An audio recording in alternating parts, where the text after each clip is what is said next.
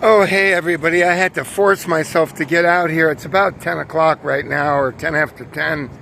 I had to force myself to get out and walk because I got a case of the lazies today. You know what I mean?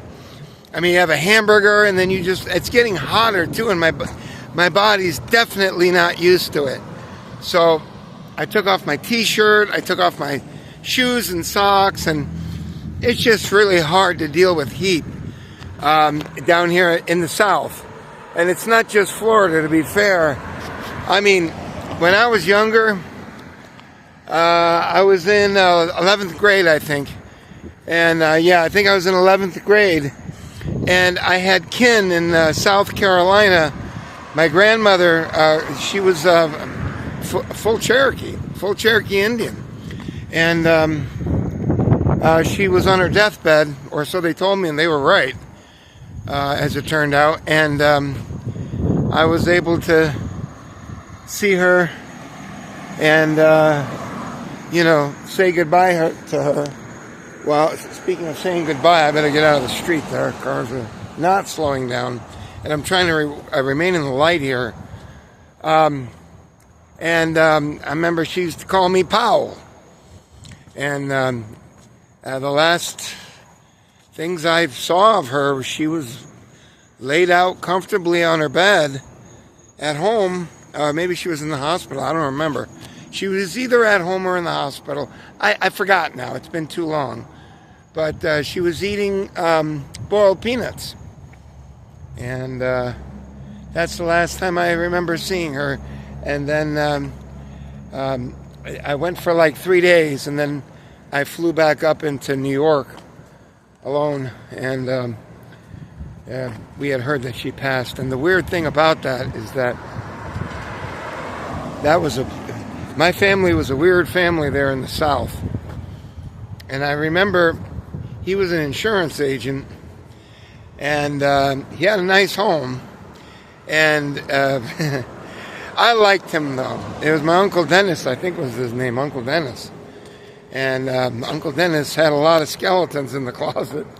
And, when I got there, it was the middle of July. It was like July 11th. And it was like 78, maybe 1978 or 79. I can't remember. But it was probably 78. I was still pretty young. And he picked me up from the airport in this big giant ride. Because in the 70s, if you arrived, you had either a Link Continental, or you had a big Cadillac or Eldorado or something, and he was no exception. And he came with some big car, and it had horns on it, like a buffalo horns in the front or whatever it was.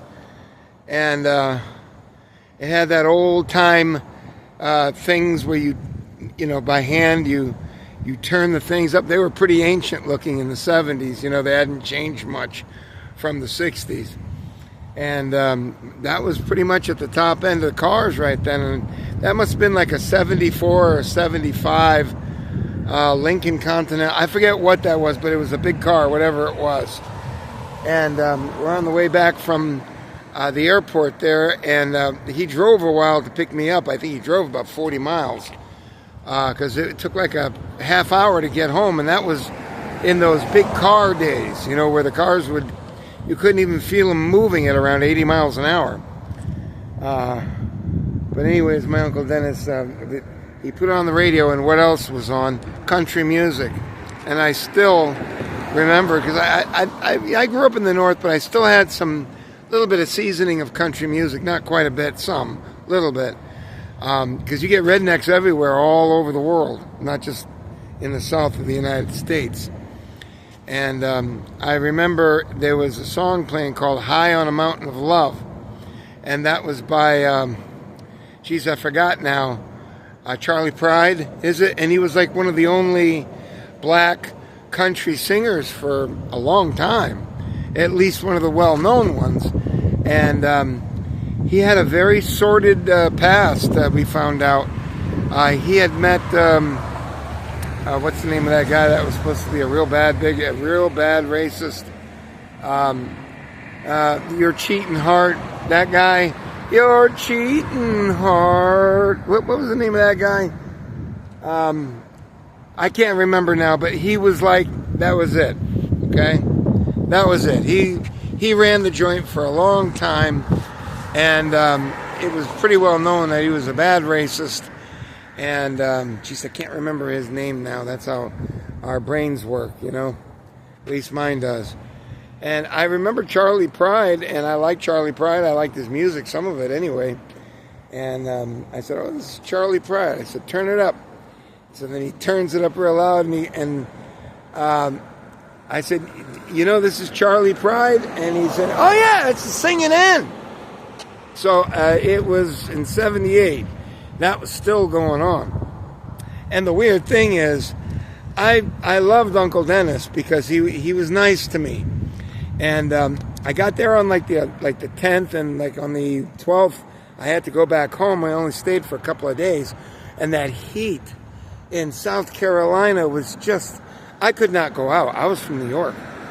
And I could not go out. That was impossible. I tried. And I had to get back in the house with the ceiling fans, and 78 degrees felt like 60. When you got out of that heat, I could not go out during the day. And that's what you get here in the South. It is incredibly difficult without air conditioning. And my job, that little room, it's not too bad yet, but it's getting there. And the guy that's been working there for like 10 years, the black guy there, the first one I met in that company, because my boss asked me to meet him there, and that guy was working, the black guy was very nice to me. And like he tried to console me down because that, you know, for my interview, because the guy there, my boss, Bill, he was like 45 minutes late. So that guy was pretty cool. And he was like, he said all the right things. He didn't try to aggravate me or anything. And it kind of worked out. I remember when I got hired, he was like an hour and a half late. And he walked over to me and he goes, here. And he took and threw 2 shirts at me, literally threw 2 shirts at me, and he says, don't wear blue jeans. And then I started off my career here, but it was really easy, and it's still pretty easy, which is why I accept less money and I do what I do. But anyways, I say that because on the 11th, I was coming back from South Carolina, and I could not believe how cheap the fireworks were down in South Carolina, because in the north, in Connecticut, where I grew up, you could not have even sparklers. They were very, very strict in Connecticut. And invariably, every 4th of July, you had to get them.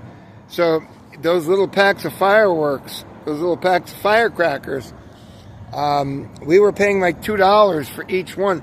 And those were only like 30 cents or 25 cents for a pack at that time. That was a long time, even less. Because I remember I saw them again in Tennessee, in Nashville, when I went to see my buddy Ron and go ski with him. On the way back, we stopped in Nashville, and they weren't more than like 40 cents a pack, if that. And they had tons of them. We loaded up the car. And, man, I went home, and unfortunately, we didn't have a big, wide street like this. We had only a 2-lane street. And I threw everything in there. I had bottle rockets. I had sparklers, I had like everything, and I just put it into like a shopping cart or something, and I set a match to it. And man, I'm going to tell you something, I was really scared because that stuff was making a big explosion, and then after the big explosion, it was sending everything everywhere. I thought I was going to set something on fire. Reminds me of that book, In God We Trust, All Others Pay Cash, where everybody practiced for World War II. And they said it was good practice for World War II. That story there, In God We Trust, All Others Pay Cash. So it was called The Dago Bomb. That was the name of the short story there. And it reminded me very much of that in some ways, except I didn't drink. Anyways, so I bought a whole bunch of firecrackers there. And like the big ones, he was trying to get rid of all of his big ones. So he had these ones that stood up like a foot and all. You know, those ones the Roman candles and this display and that display. And they were cheap. They were like $1.50. And the guy just wanted to get rid of them. So he sold them to the Yankee there, me. And I didn't really have a plan to get those on the plane. So obviously I didn't. And that was in 1978.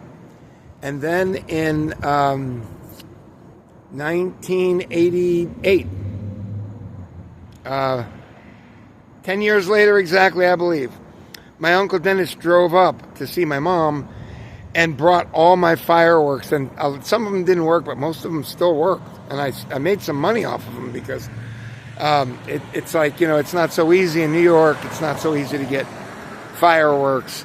But in Connecticut, they were really bad. It was really hard to get fireworks. And I remember a guy would pull up in a car, a young guy, and he'd say, "What do you want? Roman candle is $5. An aerial is $2 or $2.50." And then I made, whatever kind of purchase we could make. Cause then, and then of course you work as a lefty because your right hand, you're lighting off the fireworks. And of course that goes off and blows up unavoidably. That just goes along with it. That's just cut and dried. So you work as a lefty usually on 4th of July. And there's something very American about it. I can't tell you exactly, but there's another story in that book, In God We Trust, All Others Pay Cash, which tells you about it.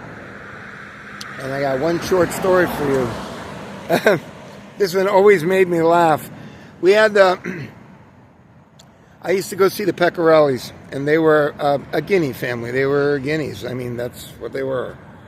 And from the grandfather who spit everywhere, and he was the patriarchal thing, and he couldn't even see. He was so old.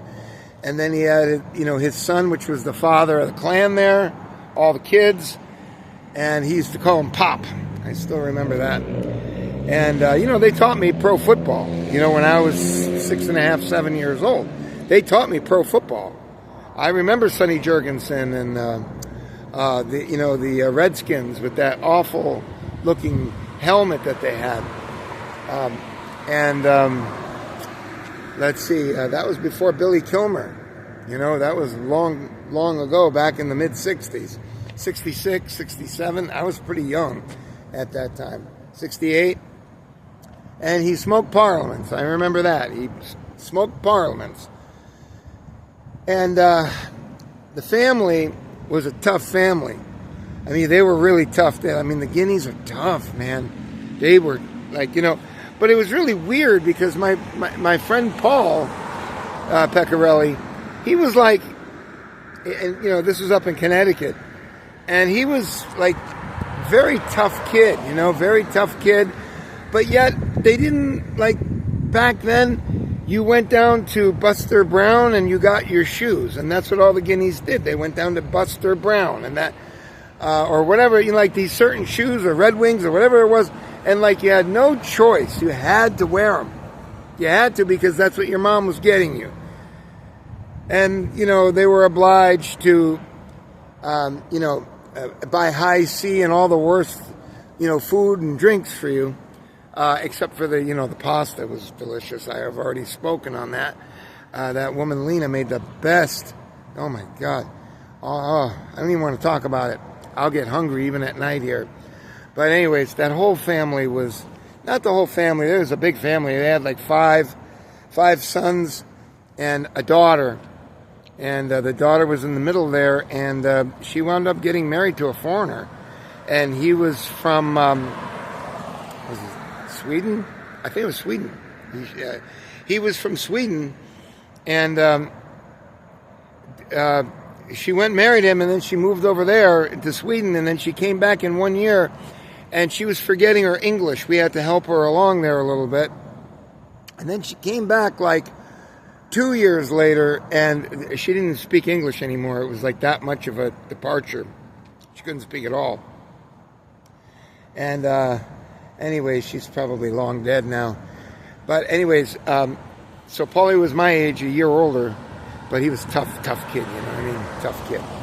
And then I can remember I got into trouble with him one time when we were really young. We went. It was a big deal to go and get ice cream at that time. It was a big deal, and I went, and then they put whipped cream and a cherry on top, and I took his cherry off of the sundae, and boy, he never lived it down. I mean, he just went on and on and on, and that Guinea family was not going to put up with that kind of stuff.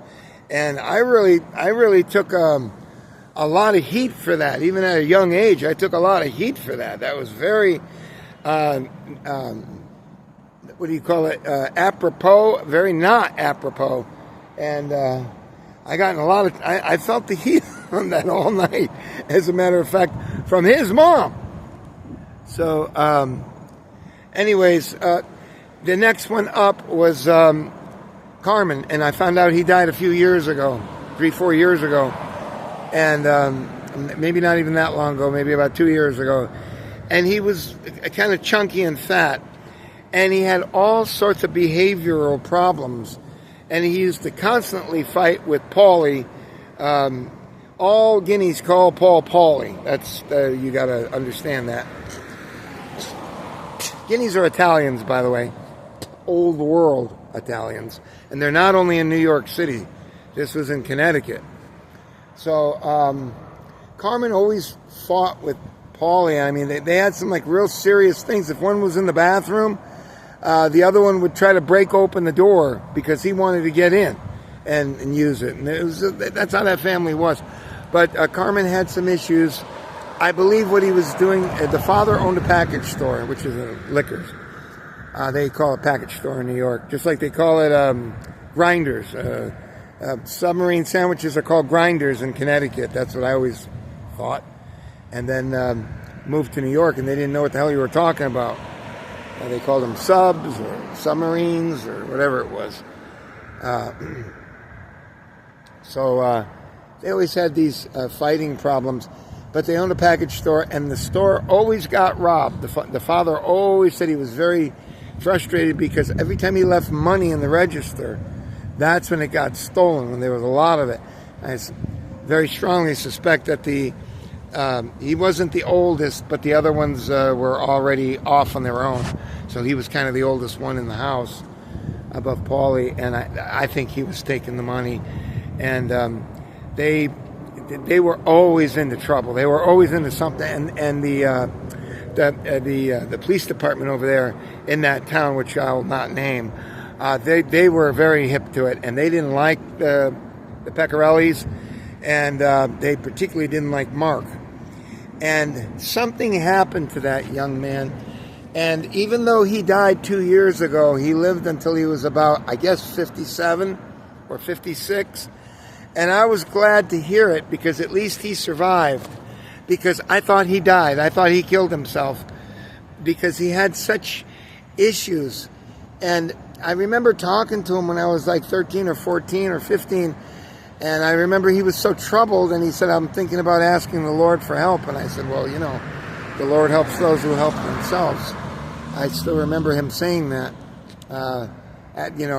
telling me about that. And I liked him. I had a real soft spot for him because he had a good heart. He was into all sorts of bad things, though. But when I was young, and I was like 5 years old, or 4.5, I was there pretty young.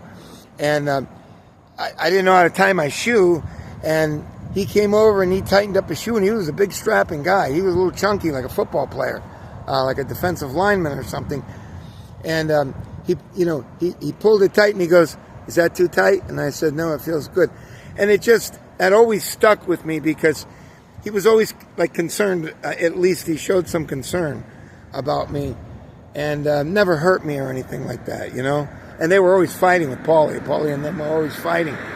So I don't know what happened. And the other thing they used to do is they had this big barn. They had this big barn, and it was built on sand. There was no cement on there. And they used to have an upper deck there on there because you'd walk up these massive wooden stairs, and it was like a crash pad. And they had like these construction signs, the big arrows, and then it's keep right and slow, and I think they may have even had a traffic signal in there. But I don't know what the deal was, but I remember it very well. And, you know, God only knows what mischief they got into up there.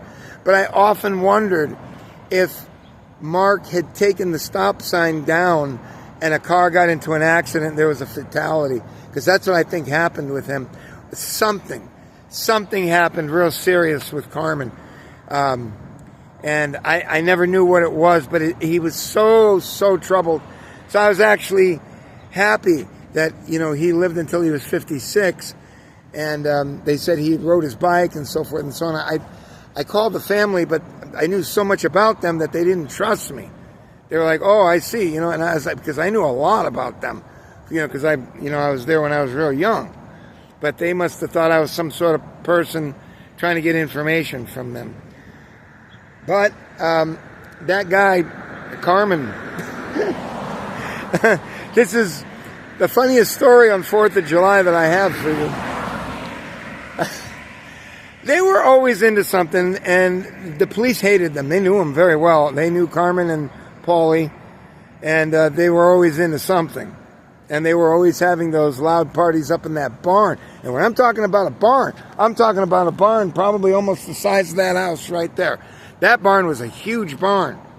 I mean, they had cars in it on one side, on the ground. And then they had a second floor on that thing that you walked up these decrepit steps. So this place was no small place. And it was back during the late 60s.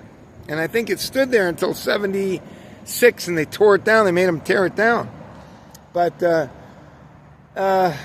fireworks were almost impossible to get in Connecticut. If you did, you had to wait for a car to pull up and say, "What do you want?" And you gave him $5, and he brought you a couple packs of fireworks and maybe a sparkler. That's it. That's how bad it was. And like in every other state, sparklers are legal. Not in Connecticut. You can't get anything. So this was unacceptable to Carmen in general, because, you know, he was kind of a hellion. As a matter of fact, they had a sign outside the barn that said, "Loiter, but don't litter." I still remember that one too. That kind of sets the tone there, if you know what I mean. And so we lived like, not we, but their house was like right here. And then at about that, it probably wasn't very far, honestly, but maybe to that car right there, with those cars lined up by the house, right about there was a Sid's, and that was like a little 7-Eleven before the 7-Elevens were popular, you know. And it was it was kind of a small town, and they carried a little bit of everything, and the guy was always getting popped for something or another, including fireworks, and he only sold it to people that he knew, and he always wound up getting busted. Whatever it was, he got busted for if it was contraband. Somebody always turned him in, and they were nice people. But anyways, I think they sold them, these tourists. They were like people that were in young family, young woman, young man, very good-looking people from what I remember. And they had 2 little kids, and a girl and a boy, and I guess they were able to get sparklers from that guy. Or they got them from somewhere. I suspect it was that little store across the street. And they were highly illegal. And they didn't think so, so they lit them off. And they were sitting there in front of the store, you know, as kids do, with, you know, going like this, and you could see the spark. It was in the daytime. It was in the morning. And sure enough, the cops came over, and they took all of them away from him. And I remember earlier that day, the other neighbor there, he had like an ice cream place or something, but he was like a wholesaler. There's a truck over there. Anyways, they liked Paulie.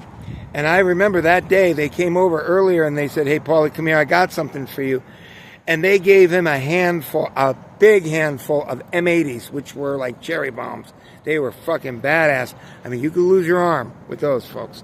Those, you could absolutely lose your arm, and or be blinded or whatever. It's happened before too. There was a wide receiver or somebody that played for some team in the NFL, and he lost his arm, or it was damaged so bad he couldn't return to the NFL. That happened about 10, 12 years ago. I remember that very well. But, that's how 4th of July is. So the police showed up, and we were right across the street from all this, and Paulie was the first one to come over to me, and he said, what the fuck are they doing? They fucking asshole cops. And then Carmen came out and immediately started smiling, like laughing and cackling. And I couldn't figure out what they were doing. And Carmen took a 55-gallon barrel. I told this on my other channel. I probably already heard it, but if you're with me from then. But Carmen rolled out a 55-gallon barrel. I didn't know what they were up to. But Carmen was laughing his ass off.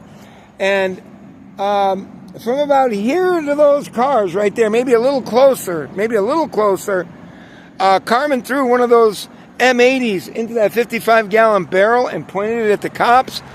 And boy, I'm telling you, I watched it. I still remember it. I don't have complete memory of it because it was so chaotic. Because as soon as he lit it, Carmen took off. He left the property. He was running.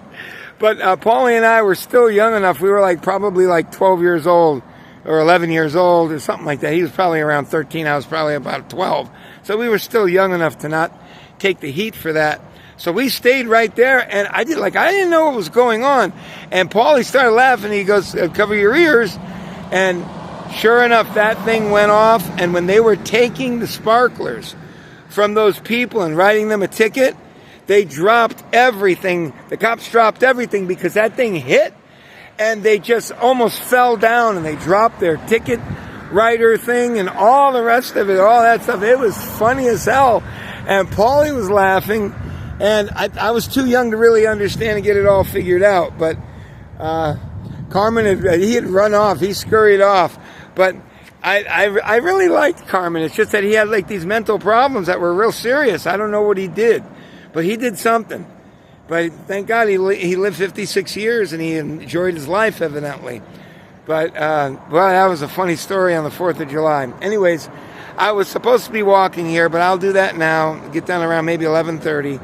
And I don't work tomorrow, so I've still got a day off. And anyways, I figure once in a while you got to lighten it up and tell some stories from the 70s. And that was really something. The Pecorellis, I used to go see them about once a month. I used to go see them. And, they took pretty good care of me, They took pretty good care of me. But Paulie was a little hellion, too. They were into the usual smoking pot business and all that kind of stuff at 13. I remember they had this one Halloween party. And they didn't really have a party. It was more or less all the hoods that came over at that time. And the hoods were different back then. You didn't have gang members. You had, ruffians, shall we say. It was a little different back then. And that's what they did. They would go up into that barn, and then it was just kind of understood that you came over there and went into a crash pad. And I think they had a couple couches in there, and it was pretty obvious, as you were springing forth in being a young adult. Things happen there. But anyways, folks, take care. That's just my little story there for the night. I'm sticking to it. I miss the north. It never got this kind of hot down there up there in the north. Take care, folks, and I will get on my walk, and I will see you tomorrow with other interesting stories for you. Bye.